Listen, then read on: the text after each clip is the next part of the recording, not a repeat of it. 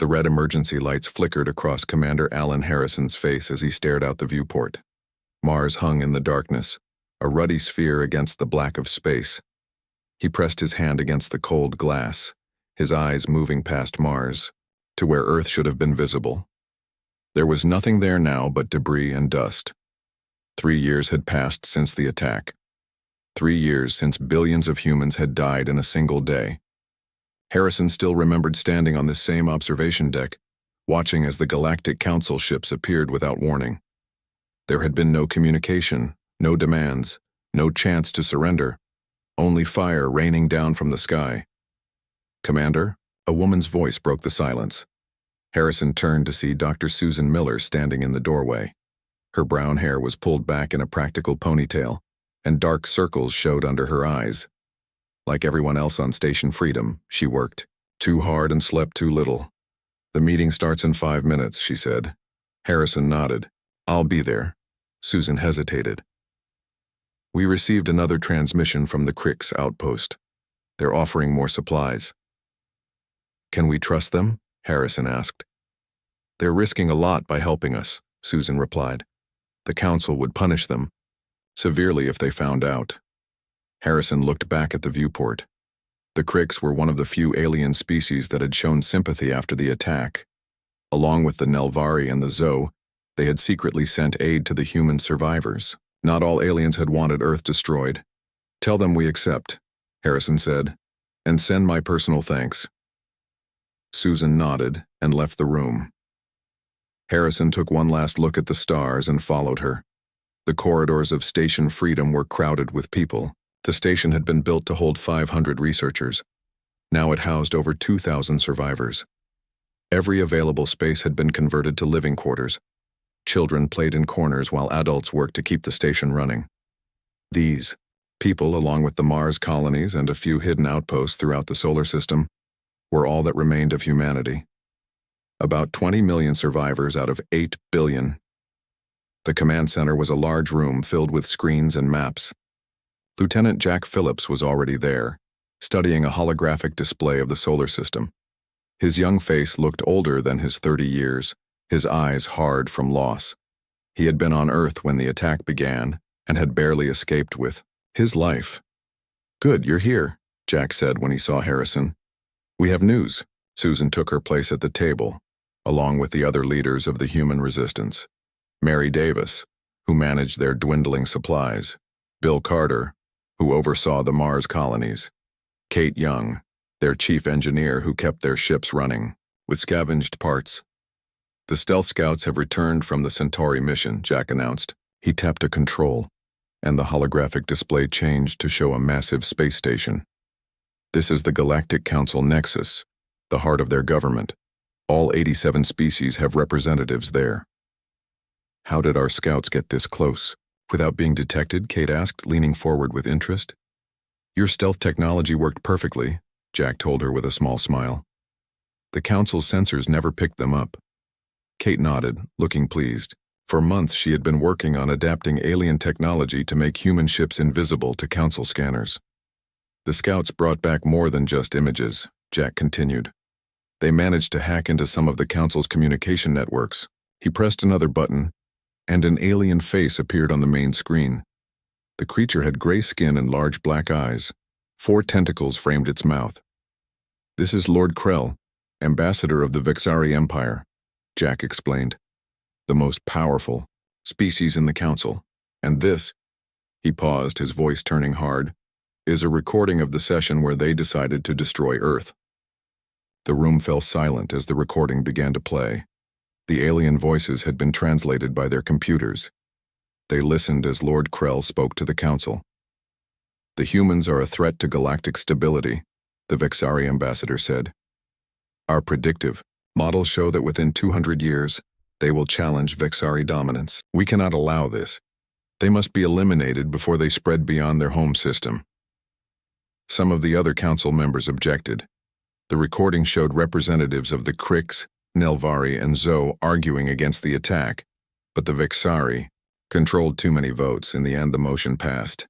Earth was condemned not for anything humans had done, but for what the Vexari feared they might do in the future. When the recording ended, no one spoke for several moments. Harrison felt a cold rage building inside him. "So now we know," he said, finally. "Earth was destroyed because the Vexari were afraid of us." "They lied to the other species," Susan added. "They presented fake evidence claiming we were developing weapons to use against the Council." "What good does knowing this do us?" Mary asked, her voice bitter. "We're still just a few million people with a handful of ships. We can't fight the entire Council." Harrison turned to Kate. "How many ships do we have that can be fitted with your stealth technology?" 12, she replied. "Maybe 15 if we push it." "And our weapons?" Jack answered this one. "We've reverse-engineered some of their technology. Our ships aren't as powerful as theirs, but we can cause damage." Harrison nodded slowly, an idea forming in his mind. "The Vexari destroyed our world based on lies. The other Council species need to know the truth." "You're not suggesting we attack the Nexus?" Bill asked, looking shocked. "That would be suicide." "Not attack," Harrison said. "Infiltrate. We use Kate's stealth technology to get our ships past their defenses. We bring the evidence directly to the Council chamber." "And then what?" Mary demanded. "Even if some of them believe us, the Vexari won't just say they're sorry." Harrison's eyes were cold. "We make sure we have enough firepower to threaten the Vexari homeworld. We demand justice for Earth." The room erupted in argument. Some thought the plan was too risky. Others believed it was their only chance. As the debate raged, Harrison looked at the images of the Council Nexus floating above the table. Humanity had nearly been wiped out. They had nothing left to lose. "We've been hiding for 3 years," he said, his quiet voice cutting through the noise. "Surviving, not living. I say it's time we stopped hiding. Time we showed the galaxy that destroying Earth was not the end of humanity. It was just the beginning of their reckoning with us." One by one, the others fell silent. They looked at Harrison, seeing the determination in his eyes. They knew he was right. Hiding would only delay the inevitable. The Vexari would eventually find them and finish what they had started. "I'm with you," Jack said first, standing straight. "So am I," Susan added. One by one, the others nodded their agreement. "Then it's decided," Harrison said. "We begin preparations immediately. In 6 months, we take our case directly to the Galactic Council." As the meeting broke up, Harrison returned to the viewport. Looking out at the stars, he made a silent promise to the billions who had died. Humanity would have its day of reckoning, not just for vengeance, but for justice. Captain Lisa Ward moved through the cramped engine room of the Vengeance, the largest of humanity's 12 remaining warships. Exposed wires hung from the ceiling, and the air smelled of hot metal and recycled oxygen. 6 months had passed since Commander Harrison's decision to confront the Galactic Council. 6 months of frantic preparation. "How's the quantum ghost system coming along?" Lisa asked, stopping beside a woman working beneath an open panel. Dr. Susan Miller slid out, her face smudged with grease. She had exchanged her lab coat for mechanic's overalls. "The emitters are balanced," Susan said, wiping her hands on a rag.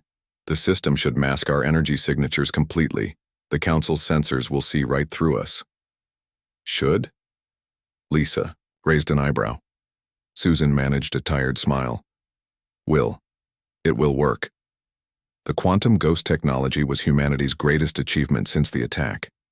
Based on stolen alien tech, it bent light and energy around their ships, making them invisible to sensors. Without it, their mission would be impossible. Lisa helped Susan to her feet. "Harrison wants a final briefing in an hour. The loading of the warheads is complete." Susan's expression darkened. "Do you think we'll need to use them?" "I hope not," Lisa replied. "But we need the threat. Otherwise, the Council has no reason to listen to us." They made their way through the narrow corridors of the ship. Everywhere, men and women worked with quiet determination. Some had been soldiers before the attack. Others had been teachers, doctors, or farmers. Now they were all warriors with a single purpose. In another section of the ship, Colonel Frank Ellis watched as his soldiers trained in zero gravity. 500 men and women, all that remained of Earth's military forces. All volunteers who had lost everything when Earth was destroyed. Again, Frank shouted as a squad of soldiers practiced boarding maneuvers. The Nexus will have artificial gravity.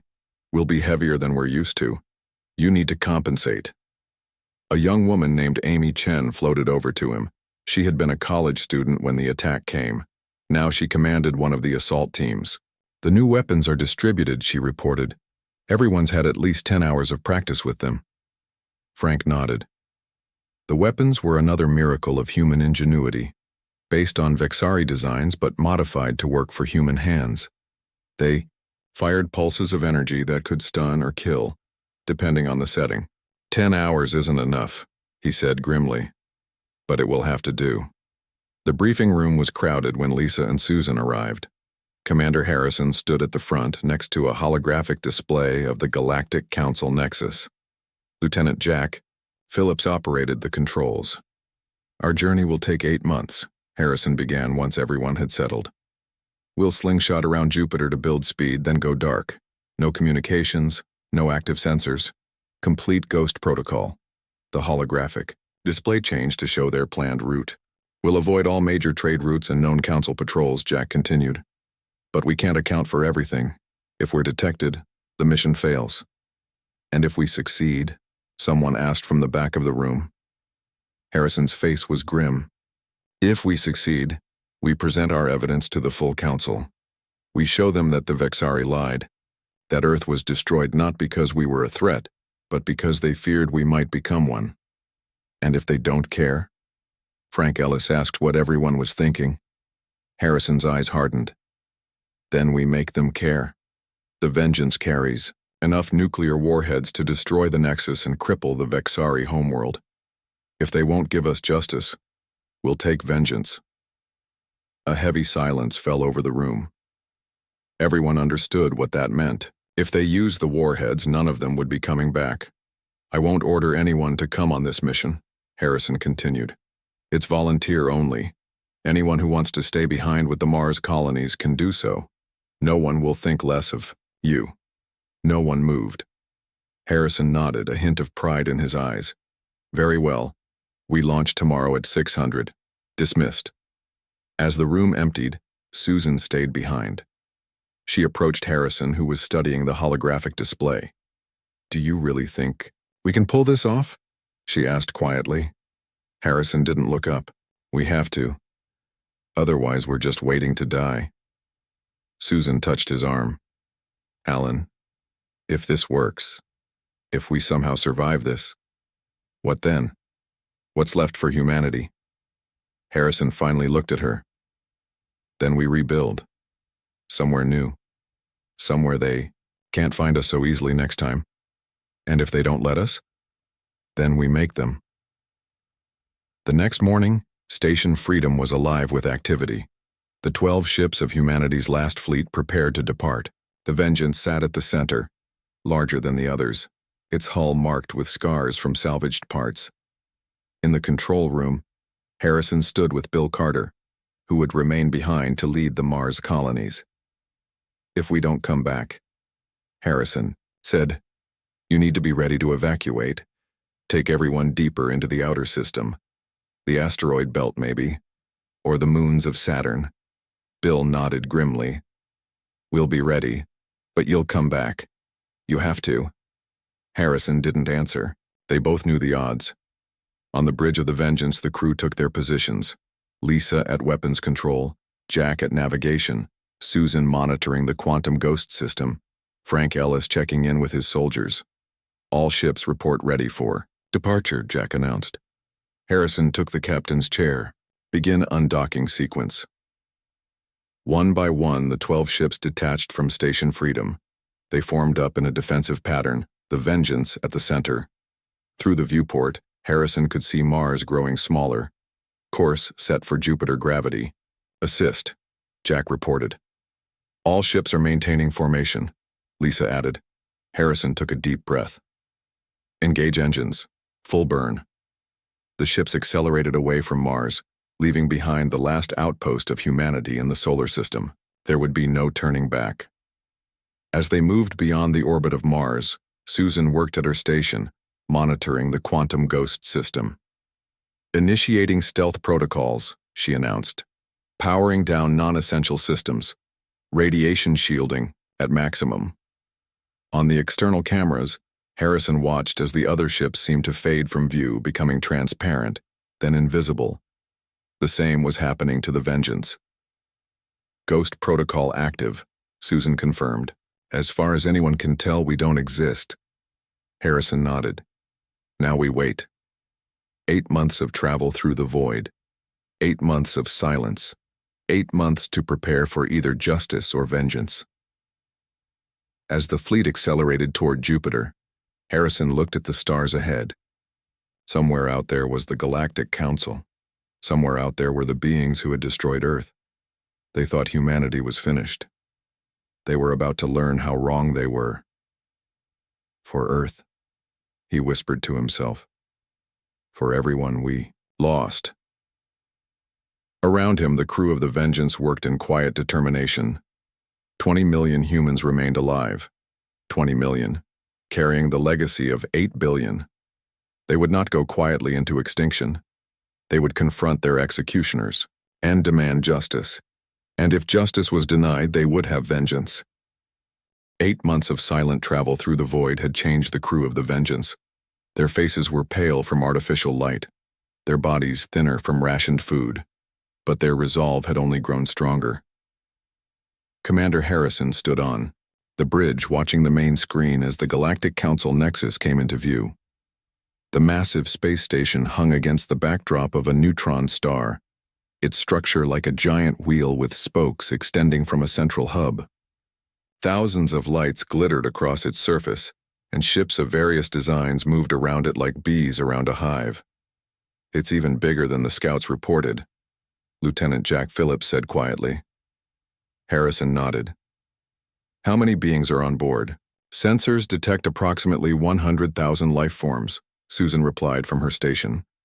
Representatives from all 87 species in the Council, plus their staffs, security forces, and support personnel. Are we still undetected? Harrison asked. Lisa checked her screens. Quantum Ghost system is functioning perfectly. We've passed 3 security checkpoints already. They have no idea we're here. Harrison took a deep breath. This was the moment they had planned for. Begin approach to the maintenance sector. Alert the other ships to maintain formation. The human fleet moved slowly toward the station, invisible, to its defenses. According to the intelligence they had gathered, the outer maintenance ring was rarely used and minimally guarded. It would be their entry point. Colonel Ellis, Harrison called over the comm. Prepare your teams. In the ship's cargo bay, Frank Ellis and his soldiers did final checks on their equipment. Their armor was light but effective, salvaged from Council technology and adapted for human use. Each carried an energy weapon and a backup projectile gun. Amy Chen led one squad, checking their gear one last time. Remember, Frank told them, we're not here to start a war. We secure our entry points, establish control of key systems, and protect the command team's path to the Council chamber. The soldiers nodded grimly. They had rehearsed this mission countless times during the journey. Each knew their role. Back on the bridge, Jack reported, we're approaching docking point Alpha. Maintenance Bay 42 appears to be empty. Extend docking clamps, Harrison ordered. Prepare for breach. With a gentle shudder, the Vengeance connected to the massive station. The other human ships took up positions nearby, still invisible to Council sensors. Breach team, go, Harrison commanded. A small team of engineers cut through the station's outer hull, creating an entrance. They bypassed security systems using technology developed during their long journey. Within minutes, they had secured an entry corridor. First section clear, came the report. Proceeding to Central Access Hub. Harrison turned to his command. Team. This is it. Susan, Jack, you're with me. Lisa, you have command of the fleet. If anything goes wrong, you know what to do. Lisa nodded, her face solemn. If the mission failed, she would activate the nuclear warheads. It was a last resort. None of them wanted to use. Harrison, Susan, and Jack joined Frank Ellis and a squad of soldiers at the breach point. They moved into the station. The quantum ghost technology now adapted to their suits, making them hard to detect on internal sensors. The corridors of the Nexus were unlike anything the humans had seen before. Wide passages designed to accommodate beings of all shapes and sizes. Gravity slightly stronger than Earth's. The air carried strange scents, alien atmospheres mixing in the common areas. "Stay focused," Harrison reminded them as they moved deeper into the station. "Remember the map. 3 levels up, then across the central plaza to the council sector." They encountered their first aliens in a maintenance corridor, 2 tall, insect-like beings with 4 arms. The aliens froze in shock at the sight of humans. Before they could react, Amy stunned them with her weapon. "They'll be unconscious for an hour," she reported. "We should hide them." The team dragged the aliens into a storage room. Harrison knew they couldn't avoid detection forever. They needed to reach the council chamber before the alarm was raised. They continued through the station, moving as quickly as they dared. Twice more they encountered aliens and had to stun them. The third time, one of the aliens managed to trigger an emergency button before falling. Alarms began to sound throughout the station. "Security alert," an automated voice announced in multiple languages. "Unauthorized presence detected in Sector 7. "We need to move faster," Harrison ordered. "Frank, take your team and secure the communication hub as planned. We'll continue to the council chamber." Frank nodded, gesturing to half the soldiers. They split off down a side corridor, heading for the communications center that controlled the station's broadcasts. Harrison led the remaining team upward, toward the heart of the station. They encountered more resistance now, security forces responding to the alarm. The humans used their weapons sparingly, stunning rather than killing when possible. They reached a vast open area, the central plaza of the Nexus. Here, aliens of all descriptions moved about in panic as alarms continued to sound. The humans paused at the edge, hidden behind a decorative barrier. "We'll never cross unnoticed," Jack said, looking at the dozens of security personnel flooding into the area. Susan studied her handheld device. "There's another way. Maintenance tunnels run beneath the plaza. We can bypass this area entirely." Harrison nodded. "Lead the way." They found a service entrance and descended into the tunnels. The narrow passages were hot and filled with pipes and cables. They moved as quickly as they could, following Susan's directions. Meanwhile, Frank's team had reached the communication hub. They encountered heavy resistance, a squad of Vexari security forces. The ensuing firefight was brief but intense. 2 human soldiers fell, but the team secured the room. "Communication hub secured," Frank reported over the comm. "We're patching. In now." Jack accessed a terminal in the maintenance tunnel. Frank's team has control of the station's broadcast system. "When we reach the council chamber, everything we say will be transmitted across the entire galactic network." Harrison nodded in satisfaction. That had been a crucial part of their plan. They needed the whole galaxy to hear the truth. They emerged from the tunnels near the council sector. Security was heaviest here, with armed guards at every intersection. "One more level up," Susan whispered, checking her device. "The council is in emergency session right now. All representatives are present." "Good," Harrison said. "That's exactly what we want." They found a service lift and rode it up to the highest level. As they stepped out, they came face to face with a group of Vexari guards. Both sides fired simultaneously. The humans' stolen technology gave them an edge, but one of their soldiers fell. "The council chamber is just ahead," Susan said as they took cover behind a pillar. Harrison nodded to Amy. "Use the flash grenades." Amy threw 2 small devices down the corridor. They detonated with blinding light and disorienting sound. While the Vexari guards were stunned, the humans rushed forward. They reached the massive doors of the council chamber. 2 more Vexari stood guard, but they were quickly overwhelmed. Harrison looked at his team, their faces determined despite their exhaustion and fear. "Whatever happens next," he said, "remember Earth. Remember why we're here." They nodded. Susan operated the door controls. The massive panels slid open. Inside, The council chamber was a vast amphitheater. Tiered seating surrounded a central speaking platform. Representatives of 87 species sat in their designated areas, many now rising in alarm as the doors opened. Harrison stepped forward, his weapon lowered but ready.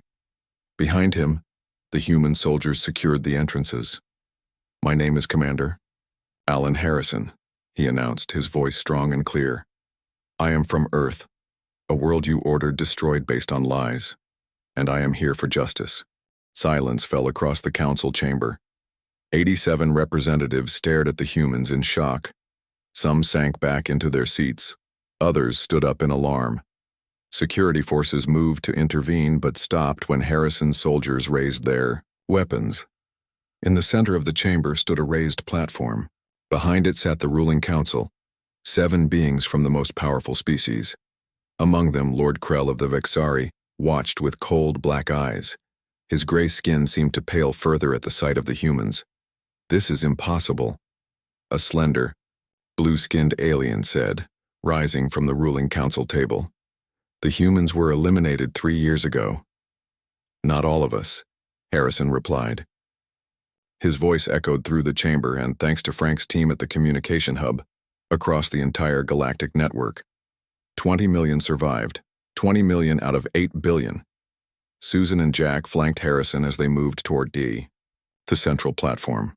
The gathered representatives murmured among themselves, their translators struggling to keep up with dozens of languages being spoken at once. "You have no right to be here," Lord Krell said, his 4 tentacles writhing around. His mouth, in what Harrison had learned was a sign of agitation. "This is a violation of council space."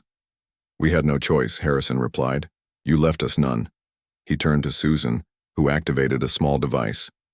A holographic display appeared above the central platform, showing the recording they had discovered, the council session where Earth's fate had been decided. 3 years ago, Harrison continued, this council voted to destroy Earth. You were told that humans were developing weapons to use against the council. You were told we posed an imminent threat. He paused, looking directly at Lord Krell. You were lied to. The recording played for all to see. It showed Lord Krell presenting falsified evidence to the council. It showed him arguing not that humans were a current threat, but that their potential for growth might someday challenge Vexari dominance. When the recording ended, the chamber erupted in noise. Representatives shouted questions and accusations. Some directed their anger at the humans, others at the Vexari. A tall, insect-like being that Harrison recognized as a Crix rose from its seat. Is this recording authentic? It asked, mandibles clicking. It is, Harrison confirmed. Retrieved directly from your own archives by our scouts.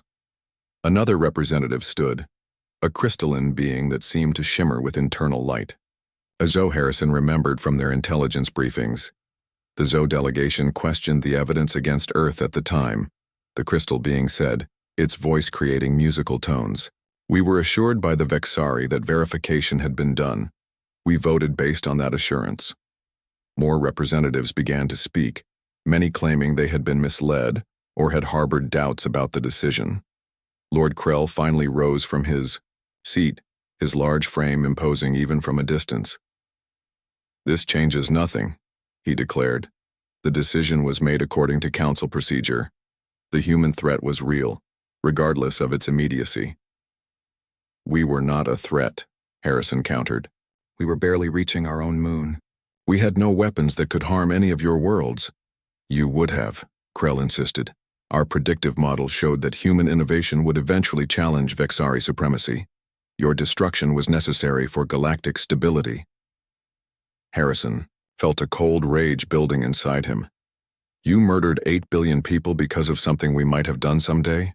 Yes, Krell replied without hesitation, and the council agreed. Your extinction was necessary for the greater peace. Harrison looked around the chamber, reading the reactions of the representatives. Some seemed horrified by Krell's words.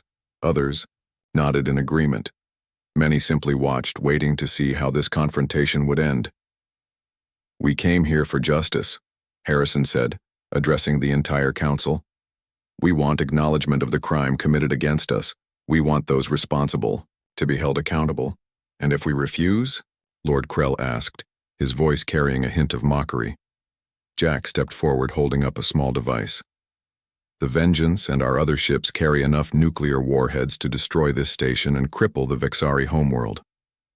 Gasps and cries of alarm spread through the chamber.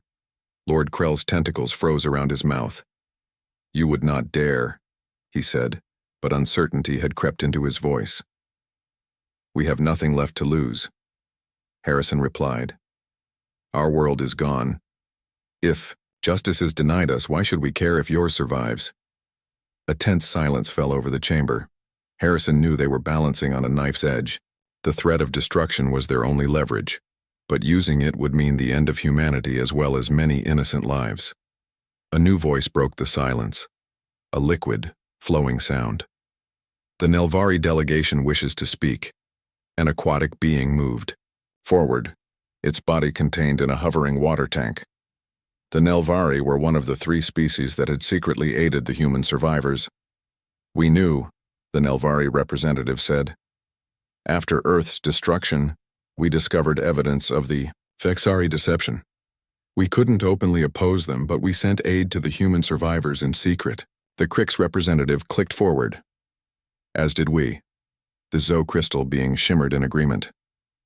And we as well. Lord Krell's face contorted with rage.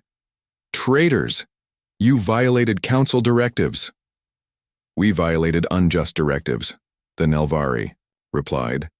The destruction of Earth was based on falsehood. It was genocide, not defense. Other representatives began to speak up, admitting they had harbored doubts or had discovered evidence of the deception too late.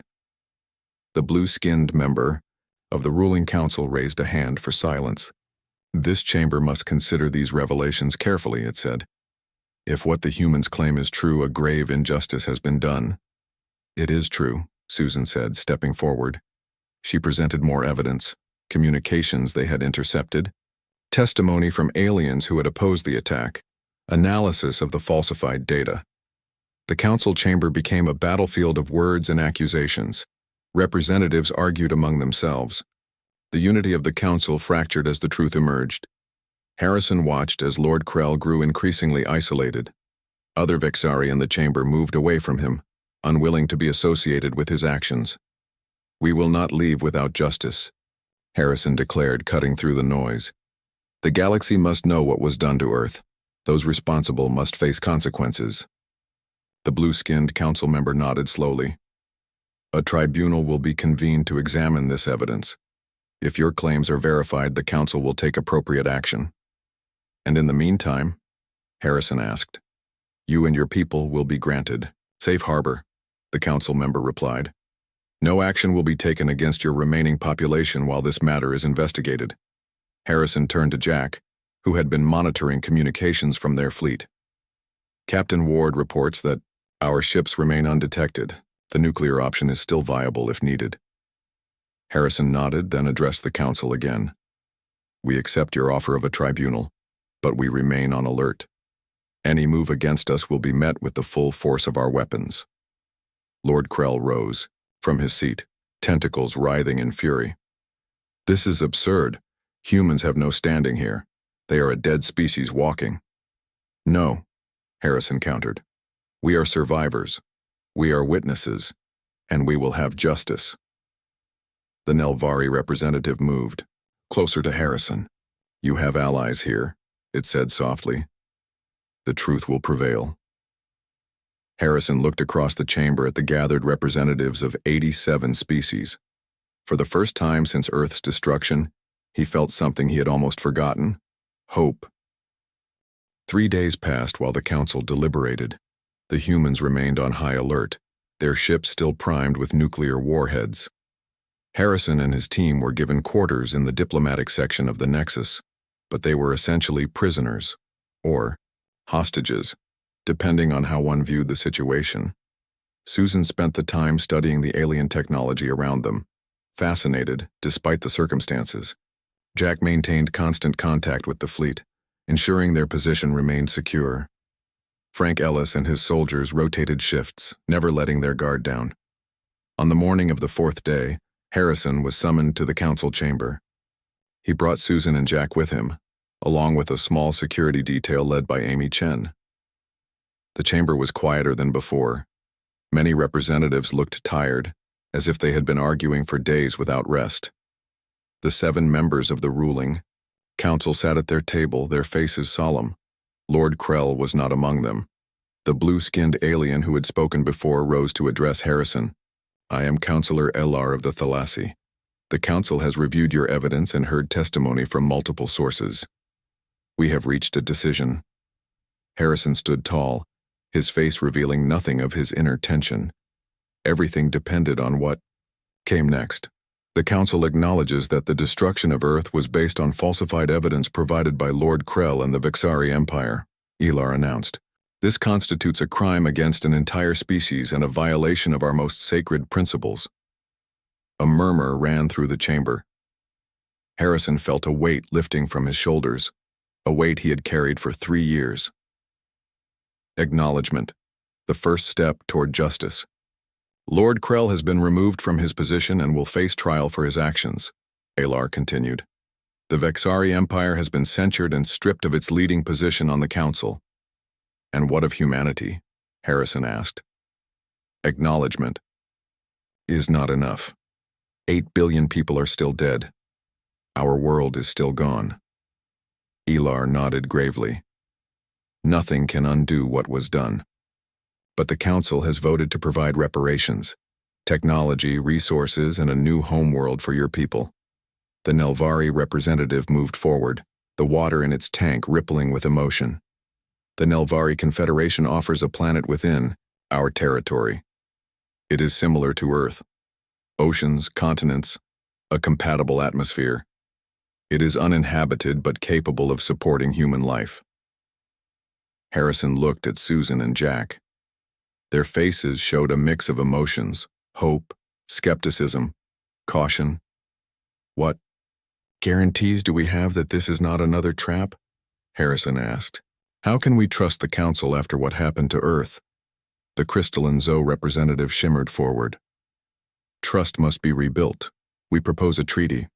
Humanity will have representation on this council. Your new world will be protected by a combined fleet from the Nelvari, Crix, and Zoe."